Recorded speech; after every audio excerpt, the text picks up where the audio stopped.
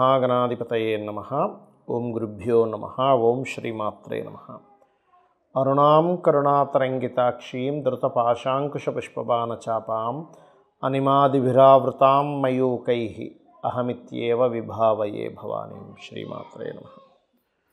ప్రేక్షకులకి ఆ లలితాంబిక అమ్మవారి యొక్క అనుగ్రహం పరిపూర్ణంగా కలగాలని మనస్ఫూర్తిగా కోరుకుంటూ మనం ఈరోజు వార ఫలితాలు 21వ తేదీ నుంచి 27వ తేదీ వరకు ఉన్నటువంటి వార ఫలితాల గురించి మనం మాట్లాడుకుందాం. ఈ వారం గ్రహాలు ఏ విధంగా ఉన్నాయి అని చెప్పి చూసుకున్నట్లయితే శుక్రుడు మరియు కేతువు ఇద్దరూ కలిసి చంద్రుడితో పాటు సింహరాశిలో ఉన్నారు. వృషభం మన కన్యారాశిలో, సింహం తర్వాత ఉండే కన్యారాశిలో రవి బుధులు, తులారాశిలో కుజుడు, కుంభంలో రాహు యొక్క సంచారము, మీనంలో శని యొక్క సంచారము, మిథునంలో గురువు సంచారం జరుగుతుంది. అయితే ఈ చంద్రుడు 21వ తేదీ నుంచి 27వ తేదీ వరకు మనకి సింహం నుంచి వృశ్చికం వరకు సంచారం జరుగుతుంది. ఈ యొక్క గ్రహస్థితిని అనుసరించి ఏ రాసుల వారికి ముందుగా లగ్నం చూసుకుంటే, లగ్నం తెలియని వారు రాసి చూసుకోవచ్చు. వారికి ఎటువంటి మంచి ఫలితాలు జరగనున్నాయి, ఏ విషయాల పట్ల మీరు జాగ్రత్త వహించాలి, మరియు ఏ దేవతారాధన చేసుకోవాలనే విషయాలు మనం ఒక్కొక్కటిగా తెలుసుకుందాం. అయితే ఈ విషయాలు చెప్తుంది నేనైనప్పటికీ కూడా చెప్పిస్తున్న సాక్షాత్ లలిత అమ్మవారిగా భావిస్తూ తెలుసుకుందాం. వృషభం వారికి కనుక చూసుకున్నట్లయితే ముఖ్యంగా మీ యొక్క రాస్యాధిపతి అయినటువంటి శుక్రుడు లేదా లగ్నాధిపతి అయిన శుక్రుడు 4వ స్థానంలో ఉంటున్నాడు. కాబట్టి మీరు మనీ మ్యాటర్స్ విషయంలో, అందులో ముఖ్యంగా భూములకి, గృహాలకి, వాహనాలకి ఇచ్చేటువంటి విషయంలో కొద్దిగా జాగ్రత్తగా ఉంటే సరిపోతుంది. ఫినాన్షియల్గా అయితే బాగుంటుంది, దానికి ఇబ్బంది లేదు. కాకపోతే కాస్త ఇంకా బాగుండాలంటే పాపకత్తెరలో ఉండేటువంటి ఈ ద్వితీయాధిపతికి సంబంధించినటువంటి విషయంలో ఫైనాన్షియల్ గ్రోత్ రావడానికి మీరు కుజకేతు గ్రహాల దగ్గర దీపారాధన చేయండి, ఖచ్చితంగా బాగుంటుంది. అలాగే మరొక విషయం ఏంటంటే, ఇక్కడ ఈ 3వ స్థానాధిపతి ఎప్పుడైతే చంద్రుడు మీకు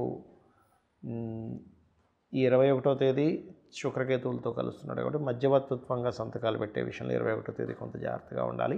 ఇక 26, 27 తేదీలు కనుక చూసుకున్నట్లయితే ఇక్కడ మీరు వివాహ నిర్ణయాలు, పార్ట్నర్షిప్స్ విషయంలో ఖచ్చితంగా జాగ్రత్తగా ఉండాలి.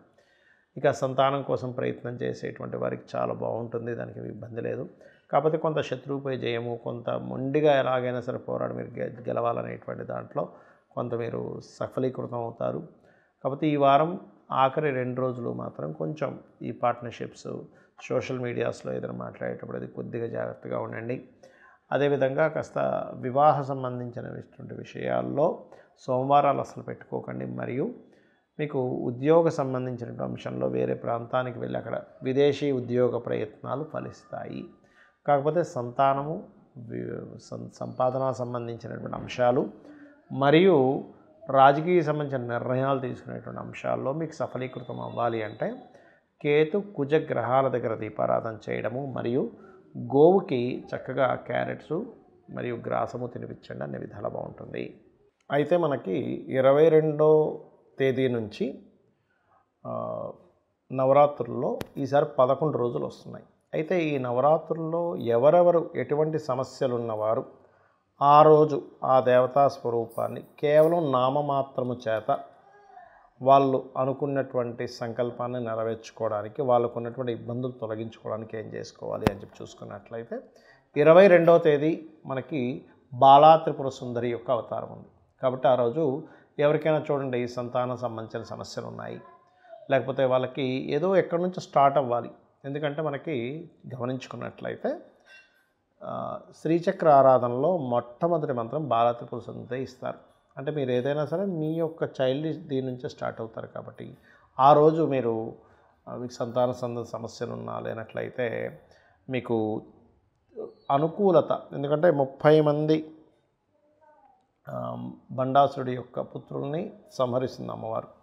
కాబట్టి 30 రోజులు బాగుండాలి, ప్రతిరోజు బాగుండాలంటే బాలా త్రిపుర సుందరి చేయమంటారు. అందుకని ఓం బాలా త్రిపుర సుందరి అయి నమః అని చేసుకోవచ్చు.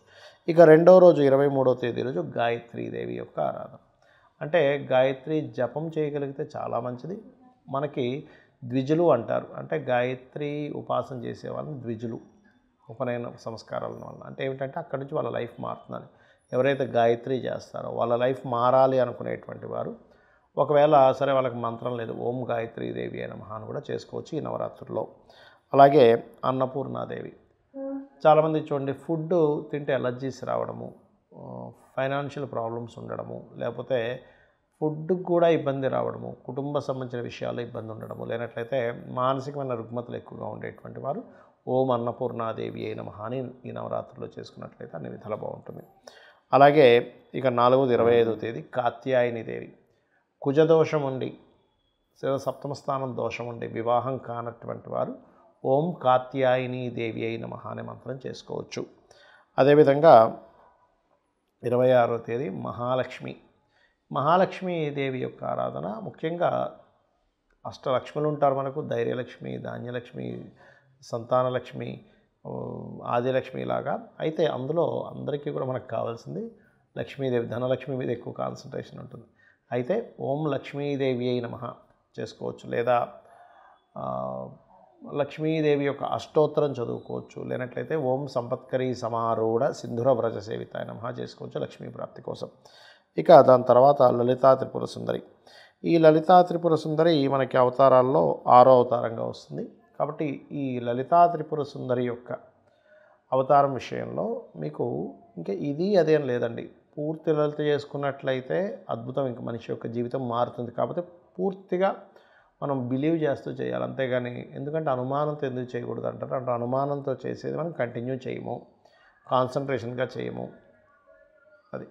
ఇక అలాగే గమనించుకున్నట్లయితే మహాచండి. మహాచండి ఓం మహాచండీ దేవి అయి నమః అనుకోవచ్చు. శనికుజులు కలయిక ఉంది, వాళ్ళకి ఎలా ఉంటుందంటే శనికుజులు కలయిక ఉన్న వాళ్ళకి ఆ మహాదశలు అంతర్దశలు వచ్చినప్పుడు తీవ్రమైనటువంటి కష్టాలు ఇబ్బంది పడుతూ ఉంటారు. అప్పుడు ఓం మహాచండీ దేవి అయి నమః చేసుకున్నట్లయితే అన్ని విధాలు బాగుంటుంది. ఇక అలాగే సరస్వతీదేవి. సరస్వతీదేవి చతుర్థ భావం పాడైంది ఎవరికైనా జన్మజాతకంలో, అప్పుడు వారు కనుక సరస్వతీదేవిని ఓం సరస్వతీదేవి అయి నమః లేదా సరస్వతి అష్టోత్తరం చదువుకోవడము, సరస్వతీదేవి సంబంధించిన శ్లోకాలు చదువుకోవడము, లేనట్లయితే చక్కగా మీరు హయగ్రీవ స్తోత్రం జ్ఞానానందమయం దైవం నిర్మల స్ఫటికాకృతిం ఆధారం సర్వ విద్యానాం హయగ్రీవం ఉపాస్మహే అనే నామస్మరణ చేయడం వల్ల కూడా సరస్వతి అనుగ్రహం కలుగుతుంది, హయగ్రీవ అనుగ్రహం కూడా జరుగుతుంది. ఇక దుర్గాదేవి తర్వాత అవతారం దుర్గా. ఈ దుర్గాదేవి యొక్క అవతారం ఏదైతే ఉందో మనకి చూసుకున్నట్లయితే 30వ తేదీ వస్తుంది. అయితే ఆ అమ్మవారిని ముఖ్యంగా రాహు ప్రభావం కనుక ఎవరికైనా ఉంది అంటే అపోహలు భయాలు ఉంటుంటాయి, అప్పుడు దుర్గా దుఃఖనాశిని అంటూ ఉంటారు. ఓం ధుమ్ దుర్గాయ నమః అని చెప్పి చేసుకున్నట్టయితే అపోహలు భయాల నుంచి ఎప్పుడైతే మనకు భయం పోయిందో ధైర్యంతో మనం అడుగు ముందుకు వేస్తాం, తద్వారా మనం విజయాన్ని పొందుతాం. అలాగే అక్టోబర్ 1వ తేదీ మనకి మహిషాసురమర్దిని. ఈ మహిషాసురమర్దిని కూడా ఓం మహిషాసురమర్దిని నమః అని చెప్పి చేసుకున్నట్లయితే మనలో ఉండేటువంటి నెగటివ్ ఎనర్జీస్ పోవడమే కాకుండా మన చుట్టూ ఉన్నటువంటి నెగటివ్ పీపుల్ కానీ నెగటివ్ ఎనర్జీస్ కానీ దూరం అవ్వడం జరుగుతుంది. అయితే ఇది ఎక్కువగా పాపగ్రహ సంబంధాలు యొక్క మహాదశలు, అంటే ఏదైనా నీచగ్రహం ఉంది, లేనట్లయితే 2 పాపగ్రహాలు కలిసి ఉన్నటువంటిది, అలాంటి మహాదశలు నడిచేటప్పుడు మహిషాసురమర్దిని ఓం మహిషాసురమర్దిని నమః చేసుకున్నట్లయితే మనకి చూడండి ఒక్కోసారి ఏదో బ్లాక్ మ్యాజిక్స్ అనో ఏదో గాలి ధూళి సోకిందనో భయపడుతూ ఉంటారు, అటువంటివి కూడా తొలగడం జరుగుతుంది. ఇక అదేవిధంగా రాజరాజేశ్వరీదేవి ఆఖరిగా. సో ఈ రాజరాజేశ్వరి అమ్మవారి యొక్క ఆరాధన మీకు ఏంటంటే కొంతమంది చూడండి నాకు ఫలానా పోస్ట్ కావాలి, నాకు ఫలానాది రావాలి, రాజరాజేశ్వరి అమ్మవారు రాజ్యాన్ని ఇచ్చేటువంటి తత్వం కలిగి ఉంటుంది, ఆవిడ యొక్క ఎనర్జీ అనమాట. అది అంతా ఒకటే మూలం, ఒకే అమ్మవారు ఇన్ని రకాలుగా ఉంటుంది అనేటువంటిది మనం అర్థం చేసుకుంటూ ఉండాలి. అయితే ఇక్కడ ఏంటంటే చాలామంది ఎటువంటి వస్త్రాలు పెట్టాలి, ఎటువంటి నైవేద్యాలు పెట్టాలని అడుగుతూ ఉంటారు. కాకపోతే ఒకటి మీ యొక్క ఇంట్రెస్ట్, మీ ఇష్టంతో అమ్మవారికి అలంకరణ చేస్తారు, గుర్తుపెట్టుకోండి. అంతేగాని అమ్మవారు ఇదే చేయాలని ఎక్కడ శాస్త్రంలో లేదు. ఇప్పుడు కొంతమంది ఎరుపు రంగు చీరలు అవి కడతారు, అప్పుడు సూర్య కుజ ప్రభావం తగ్గుతుంది మనకంటే. అమ్మవారికి సమర్పించడం ద్వారా ఆ అనుగ్రహం కలగడం ద్వారా మనకి సూర్యకుజ సంబంధించిన దోషాలు ఉంటే పోతాయి. తెలుపు రంగు ఉందనుకోండి, తెలుపు రంగు వస్త్రాలు అది కట్టారు, ధవల వస్త్రం అంటారు, అప్పుడు శుక్ర చంద్ర సంబంధించిన దోషాలు పోయి సుఖం లభిస్తుందని చెప్తూ ఉంటారు. అదేవిధంగా గ్రీన్ అయితేనేమో బుధ ప్రభావం, అంటే నష్టపోతున్నటువంటి వ్యాపారాలు కొంచెం పుంజుకోవడము, మరియు అదేవిధంగా నీలం అయితేనేమో శని సంబంధించిన ప్రభావము, అలాగే ఎల్లో కలర్ అయితే గురు ప్రభావం బాగుండడం, తద్వారా జ్ఞానం సిద్ధి లభించడం జరుగుతుంటుంది. అదేవిధంగా నైవేద్యాల విషయంలో కూడా గూడాన్నం వల్ల శని దోషం తగ్గుతుంది. పాయసాన్న ప్రియ అంటూ ఉంటారు. అంటే అమ్మవారికి అక్కడ అర్థం ఏంటంటే అమ్మవారికి పాయసం లేక కాదు, మనం ఇస్తేనే తిన్నామని కాదు. అక్కడ ఏంటంటే ఆవిడ దాని పట్ల ప్రియత్వం కలిగి ఉంటుంది. అంటే మనం స్వచ్ఛంగా ఉండడం, తీయగా ఉండడం, అంటే మనం స్వచ్ఛంగాను మధురంగాను ఉండాలి మన యొక్క జీవితం యొక్క శైలి అనేటువంటి దాని యొక్క అర్థం. కాబట్టి అవి కనుక నైవేద్యం పెట్టినట్లయితే మనకు కూడా ఒక రకమైనటువంటి తత్వం రావడంతో పాటు ఇక్కడ ఏంటంటే మనలో కూడా హ్యాపీ మూమెంట్స్ పెరుగుతూ ఉంటాయి. అదేవిధంగా పసుపుతో చేసినటువంటి హైద్రానిక రసిక అంటూ ఉంటారు. అంటే పసుపు అన్నము లేనట్లయితే పులిహోర లాంటివి పెట్టినప్పుడు గురుబలం పెరుగుతుంది. ఆ యొక్క ప్రసాదాన్ని మనం స్వీకరించడం ద్వారా, గారెలు నైవేద్యం పెట్టడం ద్వారా అనవసరమైనటువంటి భయాలు తొలగుతాయి. శ్రీమాత్రే నమః.